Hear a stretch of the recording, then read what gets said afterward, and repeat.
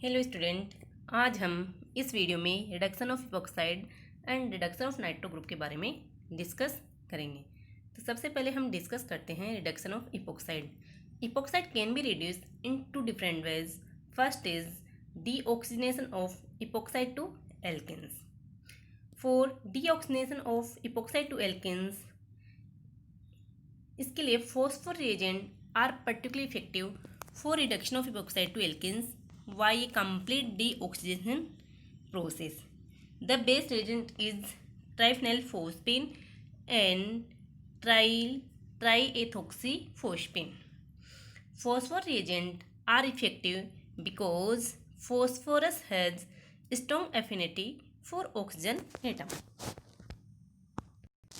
So, when epoxide reacts with triphenylphosphine, then alkene is produced.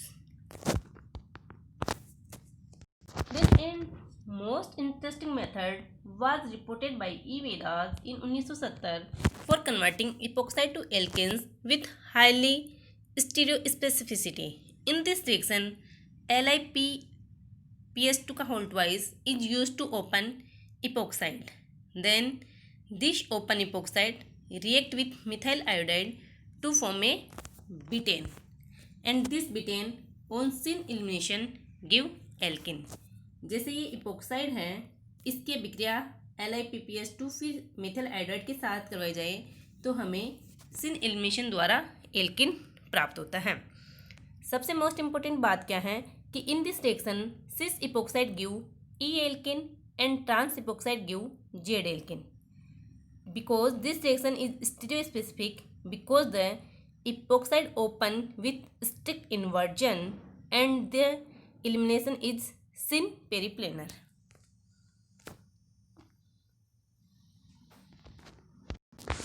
So in this reaction, ये epoxide है, इसके अभिक्रिया LiPs2 से करवाएंगे तो Pp2 माइनस रिएक्ट करेगा, बैक साइड से रिएक्ट करेगा एंड इन्वर्जन होगा जिससे ये यहाँ अटैच हो जाएगा। यहाँ अटैच होने के बाद में सिर्फ CH3I कि ये यहाँ अटैक करेगा और ये बॉन्ड के इलेक्ट्रॉन इस पे जाएंगे तो Pp2 माइनस यहाँ जुड़ेगा और Li प्लस यहाँ जुड़ जाएगा। फिर उसके बाद में मिथाइल आयोडाइड रिएक्ट करेगा। मिथाइल आयोडाइड रिएक्ट करके मिथाइल आयोडाइड यहाँ रिएक्शन करेगा और इससे रिएक्ट करके यहाँ पे CH3 Ps2 प्लस में कन्वर्ट हो जाएगा जिसे बीटेन कहते हैं। फिर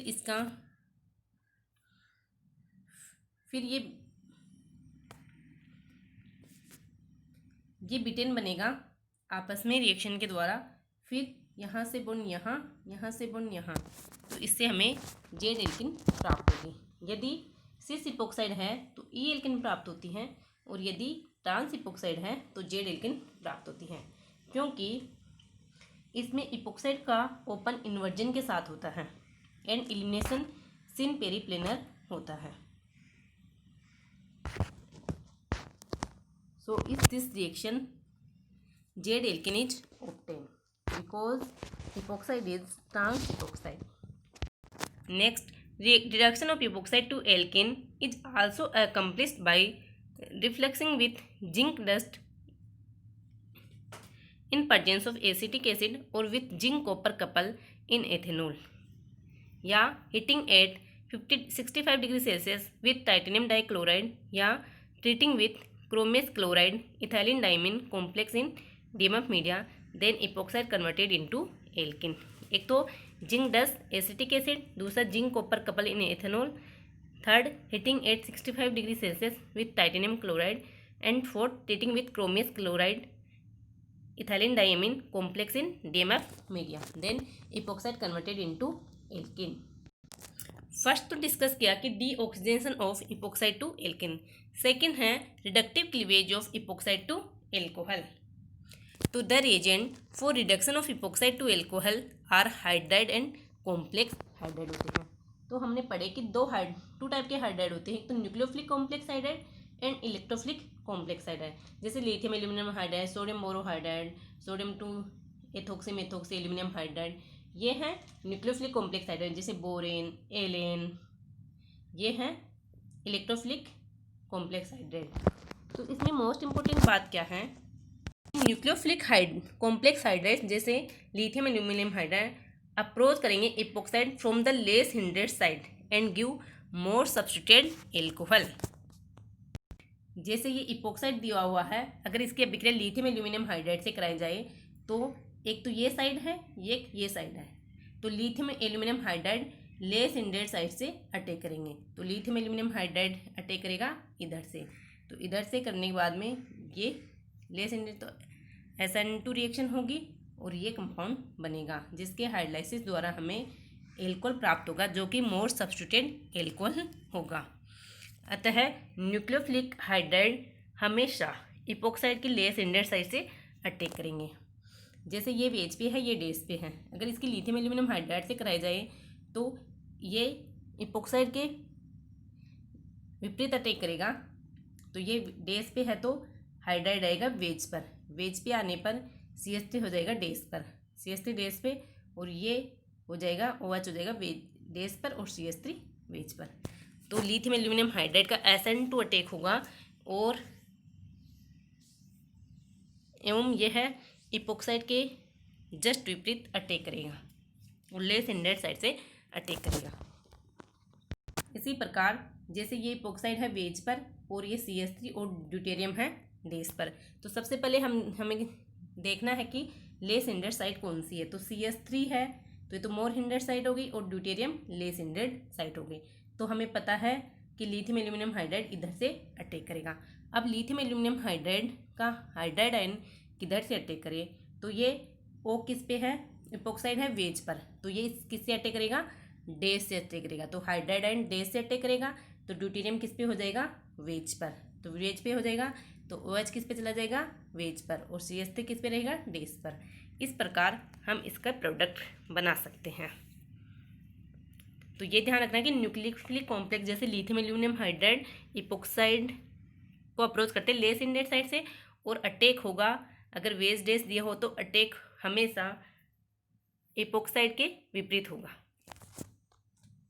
अगर इपोक्साइड वेज पर है तो हाइड्राइड का डेस पर होगा, यदि इपोक्साइड डेस पे है तो हाइड्राइड का वेज पर होगा। इसी प्रकार ध्यान इंपॉर्टेंट बात है कि allyl alcohol on epoxidation give epoxy alcohol देते हैं। This epoxy alcohol may be reduced selectively to give either 1,2 or 1,3 diols depending on the nature of reducing agent।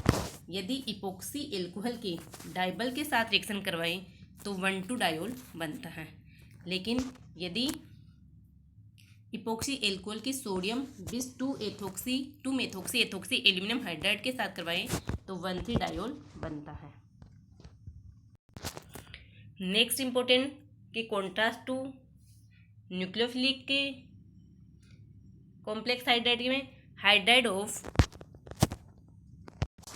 Of electrophilic nature such as alanes और boranes specially in the presence of BF3 open the ring from more hindered side and give predominantly less substituted alcohol देते हैं।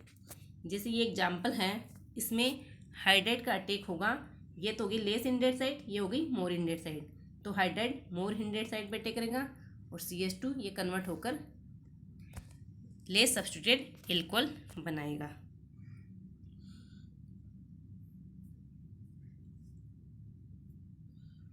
इसी प्रकार अर्थात epoxide ring का open, इसमें always epoxide की side होगा और मोर हिंड्रेड साइड होगा। जैसे ये CH3 है, ये ऑक्सीजन है, इपोक्साइड ग्रुप है, तो इसमें दोनों ही सेम साइड हैं, दोनों ही सेम पोजीशन, यहाँ पे अटैक कर सकता है, यहाँ भी अटैक कर सकता है। तो मान लो हम यहाँ अटैक करवाते हैं तो ये वेज पे है तो इपोक्साइड डेस पे माना जाएगा, इपोक्साइड डेस पे है तो हाइड्राइड का भी डेस पे अटैक होगा। अतः न्यूक्लियोफिलिक हाइड्राइड तो लेस हिंड्रेड साइड से इकट्ठे करते हैं और अपोजिट टू इपोक्साइड ग्रुप, यदि वेज पे है तो डेस पे तो वेज पे।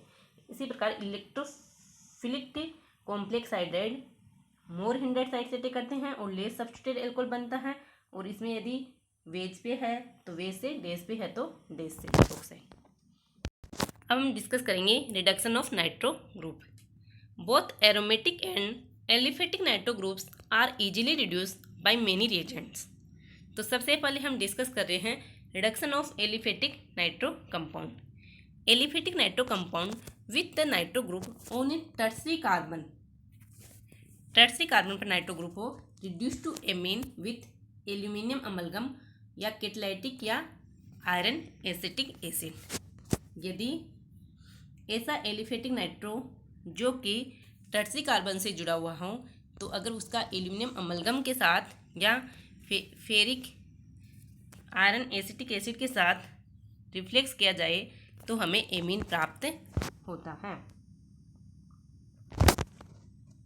सेकंड है generally primary nitro compound are reduce to aldoxime और secondary to ketoxime by metal salt such as stannous chloride and chromium chloride and by hydrogenation in presence of catalyst.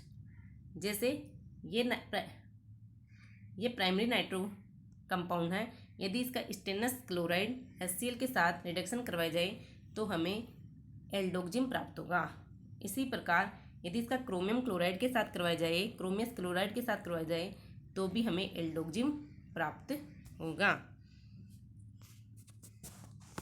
और इसी का हाइड्रोजनेशन कैटलिस्ट की presence में करवाया जाए तो भी हमें एल्डोक्जिम या कीटोक्जिम प्राप्त होता है। फिर है कि aliphatic nitro compound on complete reduction give primary amine. यदि एलिफेटिक नाइट्रो कंपाउंड का लिथियम एल्यूमिनियम हाइड्राइड या हाइड्रोजनेशन करवाया जाए प्लेटियम कार्बन या जिंक एसिटिक एसिड के साथ में तो हमें प्राइमरी एमीन प्राप्त होता है। जैसे ये नाइट्रो कंपाउंड है, यदि इसका लिथियम एल्यूमिनियम हाइड्राइड से कराए तो NO2 का NH2 में रिडक्शन हो जाता है। इसी प्रकार इसका हाइड्रोजनेशन प्लेटियम कार्बन की प्रेजेंस में करवाई जाए तो हमें नाइट्रो का NH2 में रिडक्शन हो जाता है। ये देखो H2 हाइड्रोजनेशन प्लेटिनम ऑक्साइड की प्रेजेंस में एसिटिक एसिड के साथ करवाया जाए तो भी नाइट्रो ग्रुप का एमीन में कन्वर्ट हो जाता है और इसमें कंप्लीट रिडक्शन होता है।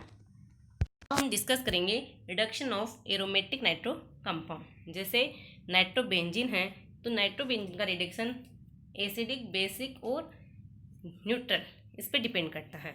यदि इसका एसिडिक मीडियम जैसे SnHCl या FeHCl के साथ करवाया जाए तो इसका कंप्लीट रिडक्शन होता है और हमें एनिलीन प्राप्त होता है। लेकिन यदि इसका रिडक्शन न्यूट्रल मीडियम में करवाया जाए, जिंक अमोनियम क्लोराइड के साथ करवाया जाए तो हमें हाइड्रोफेनिल हाइड्रोक्सिल एमीन प्राप्त होता है। अब है बेसिक मीडियम।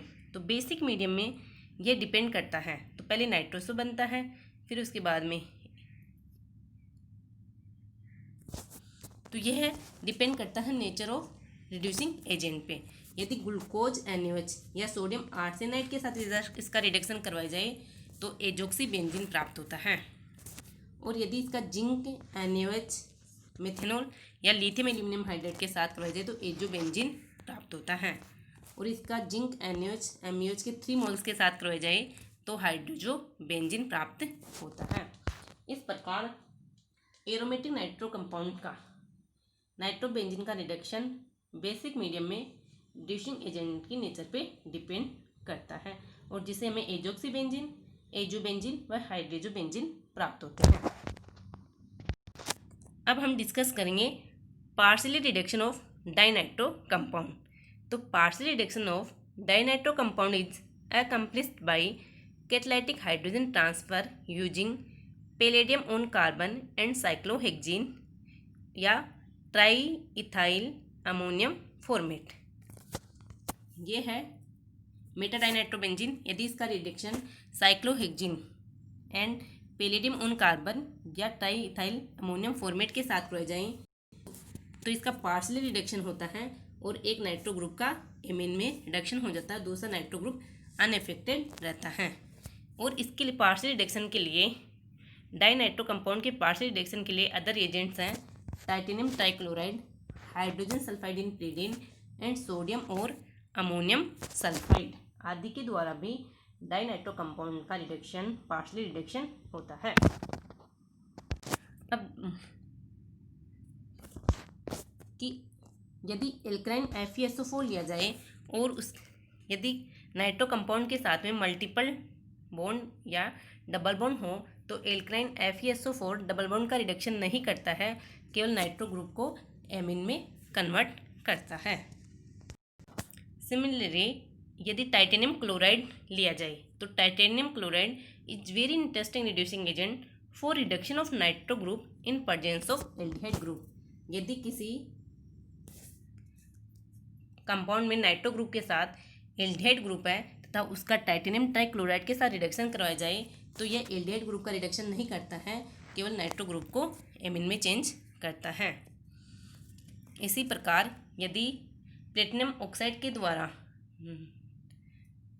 नाइट्रो व एस्टर ग्रुप रखने वाले कंपाउंड का हाइड्रोजनेशन कराया जाए तो यह नाइट्रो ग्रुप का हाइड्रोजनेशन करते हैं यानी रिडक्शन करता है और एस्टर ग्रुप अनअफेक्टेड रहता है, यानी नाइट्रो को NH2 ग्रुप में कर देगा और ये एस्टर अनअफेक्टेड रहेगा। तो इस प्रकार एल्फेटिक reduction of nitro group, aromatic reduction of nitro group and partial reduction of nitro group के बारे में डिस्कस किया है।